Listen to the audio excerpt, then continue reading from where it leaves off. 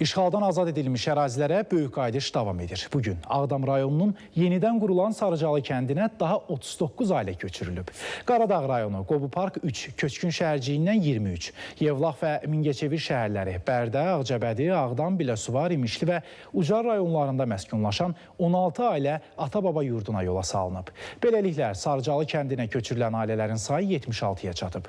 Qeyd edək ki, hazırda Qarabağda və Şərqi Zəngəzurda ora köçürülən keçmiş məcburi köçkünlərlə yanaşı bölgədə aparılan layihələrin icrasında çalışan ayrı-ayrı dövlət qurumlarının yerli bölmələrində xidməti vəzifələrini yerinə yetirən, yenidən fəaliyyətə başlamış səhiyyə, təhsil, mədəniyyət, turizm, sənaye, energetika müəssisələrində işləyən ümumilikdə 40 minə yaxın insan yaşayır.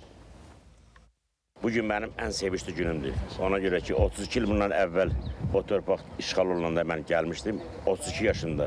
İndi hal-hazırda 64 yaşında torpağa qayıdıram. Cənab Prezidentimiz, Ali Baş Komandanımız İlham Heydəroğlu Əliyevin əməyi nəticəsində torpaqlar azad olundu. Biz öz ana-baba, dədə-baba yurdumuza qovuşuruq. Çox sevinçliyik, aləm də, özüm də. Biz neçə əsrlər boyu bu torpaqda yaşamışıq, torpağı heç kimə vermərik.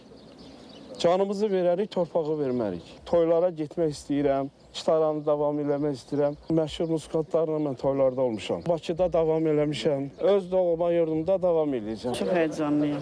Öz torpağımıza gedirik. Uşaqlarımla çıxmışdım, indi şükür uşaqlar hamısı yanımızdadır.